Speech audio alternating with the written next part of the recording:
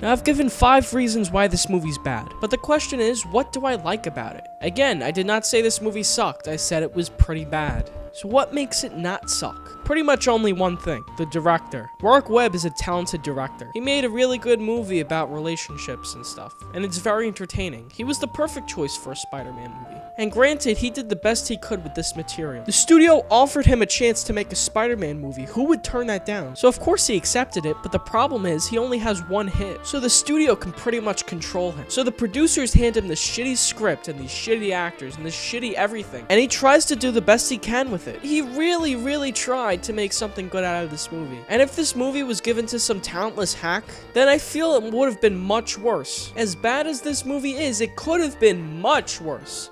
Much, much worse. Listen, I like technical stuff. I like tinkering, and I like working with people who have a technical nature, and that was a really fun and exciting part of it. But really, at the end of the day, what was the access point for me was the characters. And I think Peter Parker, as we all know, I think one of the reasons we all like Spider-Man, I'm assuming you like Spider-Man. Yes. As long as I can remember, yeah, that he's relatable. He's just this kid like any other kid, and I wanted to build a movie on a foundation of you know, simple human relationships and the small little intimate details that happen between people. And the first part of the movie, I think there's a lot of that, particularly in the first half of the movie, and that's really quite similar to the emotional texture of 500 Days of Summer. You know, like, but you know, obviously there's more action and a little bit more craziness, and we didn't have a lizard in my last movie, but you can see their relationship growing here, and it's very well done. The scenes that don't involve the stupid plot are actually pretty good. See here, we don't need to be told how shy he is, we just see it. So you want to, I don't know. What? I don't know. Just, I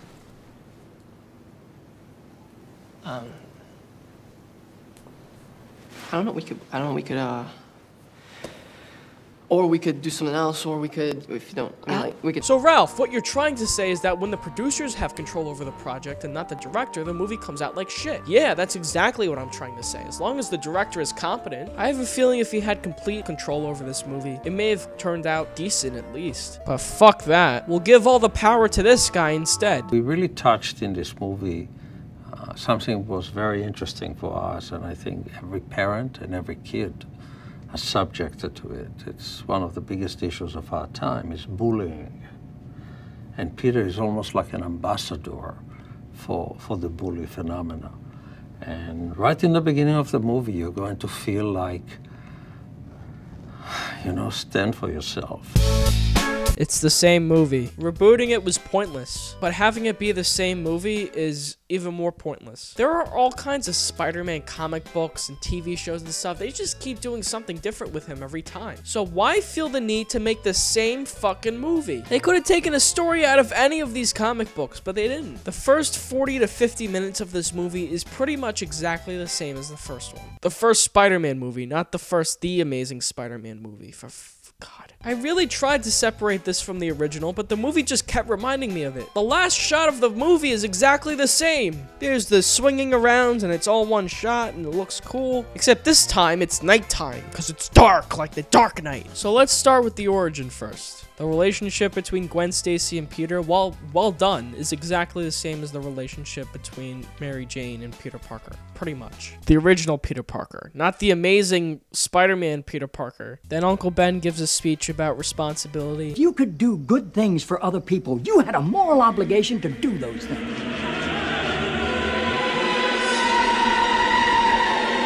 Then he gets killed over what happened?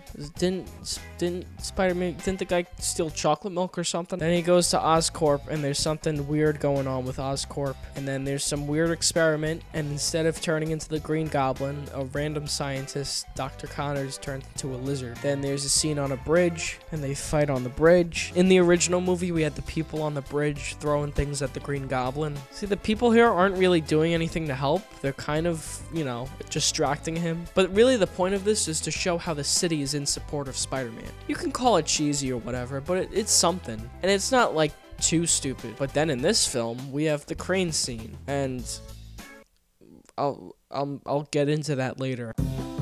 There is nothing exceptional about this movie. So not only is this reboot pointless, not only is it the same movie, but it doesn't do anything better than the original 3. Even the third one. Yeah, I like the third one better than this. Because the third one, sure, it was weaker, but if they had cut out Venom, it would have been a pretty good movie. That wasn't Sam Raimi's decision to put Venom in there. Sam Raimi's original concept was that the new Goblin and Sandman would be in there, not Venom. But the studio forced Sam Raimi to put Venom in there. Once again showing that if a director is left to his own devices, the movie comes out good. But when producers start throwing a bunch of shit in there, the movie comes out like garbage. We have a new Connors and the Lizard.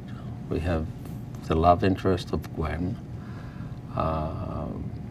It's just so much newness. Do you get it yet, Hollywood? Unless they're Michael Bay or Zack Snyder, give the directors a fucking chance to make the movie they want to make. There is not one action scene. There is not one line of dialogue. There is not one anything that holds a candle to the original. Sure, Spider-Man swinging around is kind of cool, and it looks more realistic, I guess, but nothing matches seeing it for the first time. When everyone in the theater saw that for the first time in 2002, they were blown away. Now it's 12 years later and no one really cares. You know, whatever. He's swinging around, alright. It's not impressive anymore. It's like making Jurassic Park 2. Jurassic Park was impressive, but then Jurassic Park 2 comes out and you're like, okay, I saw the dinosaurs already. I'm not impressed. What about a good story? Is there a good... No?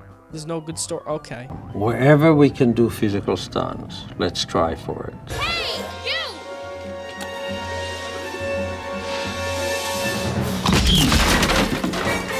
So Spider-Man 2 upped the ante. They made the action cooler, they made the characters even more awesome, and they gave Peter Parker internal conflict. And the third movie, but Christ, even Spider-Man 3 had some great moments. I can't even name one scene that stands out in this whole fucking movie. The scenes with Gwen Stacy and Peter Parker are cool, but that's it. Everything else is average or below average. So why reboot it if you're not gonna do anything better? Is it to make money? Yeah. I just can't get over how pointless this movie is. Are the original 3 Spider-Man movies perfect? No, but they're good, and they're certainly better than these two. So why would you even watch them? Watching them, even just to make fun of them, just makes the studio think that it's a good idea, and they'll make more reboots. As a matter of fact, I just need to stop reviewing this movie. I'm gonna stop reviewing movies in general, because drawing more attention to a crappy movie only encourages Hollywood to make more. So I'm done. That's it. I quit.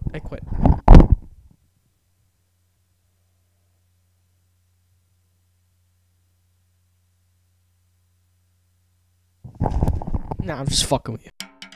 The crane scene. This embodies everything wrong with this movie. When this scene happened in the movie, the score dropped from a 5 out of 10 to a 4 out of 10. This scene is so fucking bad, it makes me want to die. Let's go back to the beginning. In every one of these Spider-Man movies, the civilians help. The civilians throw things at the Green Goblin in Spider-Man 1. In Spider-Man 2, the passengers on the train carried Peter, and then swore an oath of secrecy, never to reveal his true identity. And then the third one, something happened, I don't even remember. So since this movie has to be exactly the same for some reason, there needs to be a scene where the people of New York actually do something. It's not just Spider-Man who's the hero. There's a hero in all of us, or some shit. So what do? Spider-Man is hurt, and he can't reach Oscorp in time before the giant mortar shoots a thing in the air that turns everyone into lizards.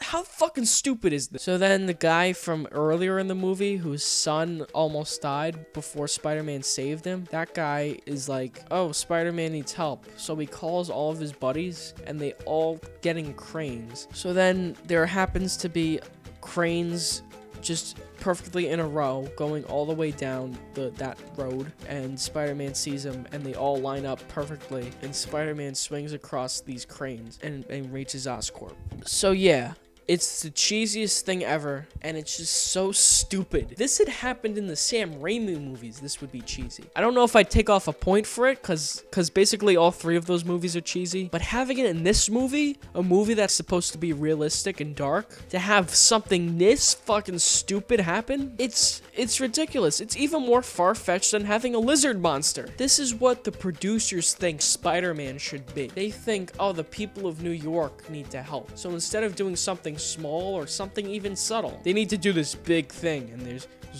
beautiful scene of the people of New York saving Spider-Man, just like Spider-Man saved them. It's just so dumb. Here's an idea. Spider-Man is hurt and his web shooters are broken or something. And then a police car pulls up, or a fire truck or something, and they say, Spider-Man, get in. And then the fire department drives him to Oscorp. It isn't great, I know, but it's not my job to come up with it. It's their job. It just bothers me. It really does. And guess what? There's a scene like that in the second one. And unlike this one, the scene in the second one doesn't even have anything to do with what's going on. When I say second one, I mean The Amazing Spider-Man 2. Not Spider-Man 2, part of the original Spider-Man series. The Amazing Spider-Man 2, part of the Amazing Spider-Man series. The reboot of the original Spider-Man series. So that's it. Those are the reasons this movie is pretty bad. There's good stuff, I guess. If you were forced to watch it, I'd say leave it on. It isn't that terrible. But for God's sake, I mean, they need to try harder. Come on, guys. But I guess in many ways, doing this review was almost necessary. Because while this movie wasn't that bad, The Amazing Spider-Man 2